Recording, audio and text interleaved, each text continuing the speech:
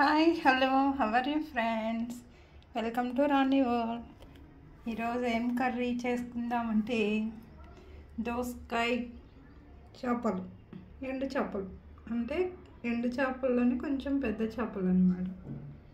దానికి కావాల్సినవి 2 దోసకాయలు, ఎండు చేపలు. వీటిని బాగా వాష్ చేసుకోవాలన్నమాట, మట్టి ఇసుక లేకుండా. ఒక ఆనియన్, 2 పచ్చిమిర్చి, 2 టమోటాలు, పసుపు, ఉప్పు, కారం. అంతేనండి కావాల్సిన పదార్థాలు. ఎలా చేయాలో చూద్దాం. ముందుగా నేను కుక్కర్లో చేసి చూపిస్తున్నాను. దోసకాయ కూర కుక్కర్లో ఏంటనుకుంటున్నారా? అదేనండి, చిన్న మ్యాజిక్. చూడండి, కొంచెం ఆయిల్ వేసుకొని దానిలో పోపు సామాన్లు, ఆవాలు, మినప్పప్పు, జీలకర్ర,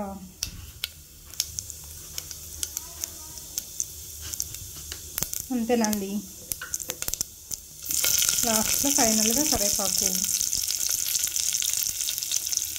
కొంచెం అల్లం వెల్లుల్లి పేస్ట్,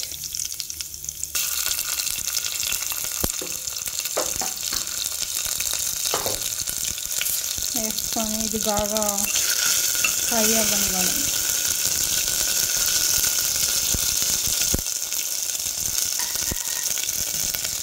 కుక్కర్లో దోసకాయ కూర ఎవరైనా వండటం చూసారా మీరు? అదేనండి, రాణి స్పెషల్. దీనిలో ఆనియన్ ఎంతో ఈజీగా, టైం వేస్ట్ అవ్వకుండా త్వరగా అయిపోతాయి అన్నమాట. మనం కట్ చేసి ఉంచుకున్న ఆనియన్స్, మిర్చి వేసేసేయాలి దీంట్లో.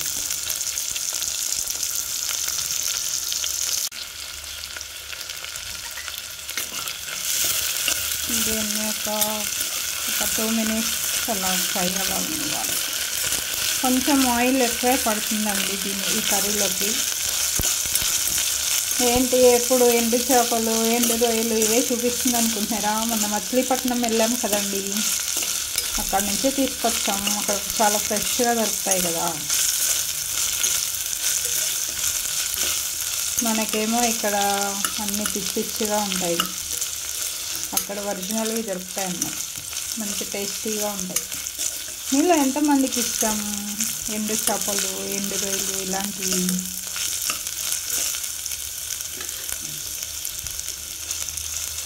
ఒకసారి మగ్గమ్మాయి, కొంచెం పసుపు కూడా వేసేద్దాం దీంట్లో.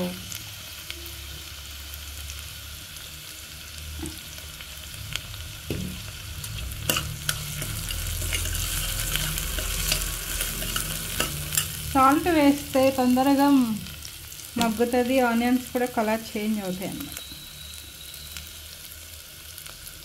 మీ టేస్ట్కి తగినట్టు చూసి వేసుకోండి. సరిపోకపోతే మళ్ళీ వేసుకోవచ్చు, కానీ ఎక్కువైతే ఏం చేయలేం. ఎక్కువైనా కూడా ఒక చిన్న టిప్ ఉందిలేండి. సాల్ట్ కర్రీస్లో సాల్ట్ ఎక్కువైనా ఒక టిప్ ఉందండి. సాల్ట్ ఎక్కువైంది అనుకోండి కర్రీస్లో, ఒక పచ్చి బంగాళాదుంపని కట్ చేసి వేస్తే అది ఎక్కువైన సాల్ట్ని పీల్చేసుకుంటుంది అన్నమాట. లేదా టమోటా పేస్ట్లో చేసి కర్రీలో వేసినా కూడా సాల్ట్ బ్యాలెన్స్ అయిపోతుంది. తర్వాత టమోటాస్ కూడా వేసిద్దాము.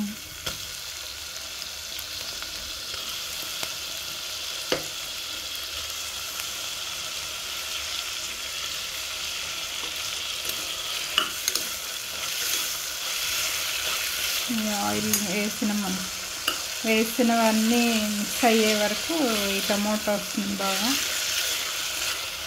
కలపాలన్నమాట.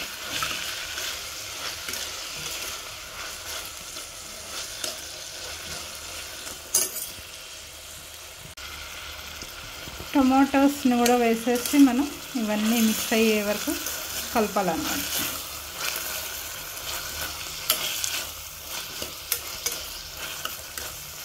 ఒక 5 మినిట్స్ ఇలా మూత పెట్టి మగ్గనిద్దాం.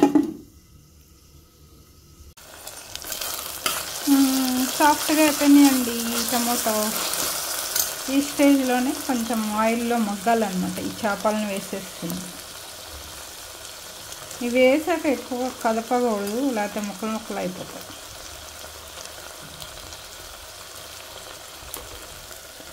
ఆయిల్లో ఇవి కూడా కొంచెం మరి ఎలా పడితే అలా కలపకండి, కొంచెం అలా ఒక 2 మినిట్స్ ఇలాగే ఉంచేస్తే దానిలో సాల్ట్ ఆయిల్ ఇదంతా పడుతుంది. తర్వాత దోసకాయ ముక్కలు వేసుకోవాలి.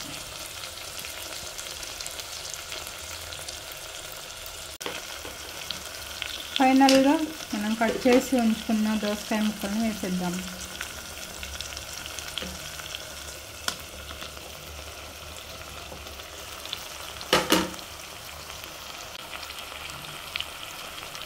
దోసకాయ ముక్కలన్నీ వేసేసుకున్నాక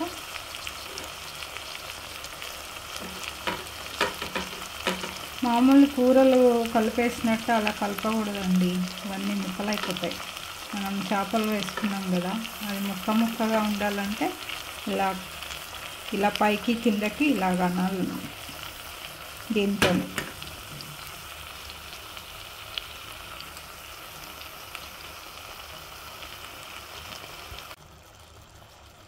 చూసారా అన్నీ కలిసిపోయినాయి. ఇప్పుడు ఫైనల్గా కారం వేసేసుకొని మీ రుచికి సరిపడా వేసుకోండి. మేమైతే తక్కువే తింటాం. వేసేసి దీన్ని కూడా మళ్ళీ ఒకసారి ఇలా కలపాలన్నమాట. అప్పుడు మొత్తం మిక్స్ అయిపోతుంది. అప్పుడు మూత పెట్టి ఓన్లీ 1 విజిల్ మాత్రమే రానిస్తే కర్రీ రెడీ అయిపోతుంది. మూత పెట్టేద్దాం. ఓన్లీ 1 విజిలేనండి, ఎక్కువ కాదు.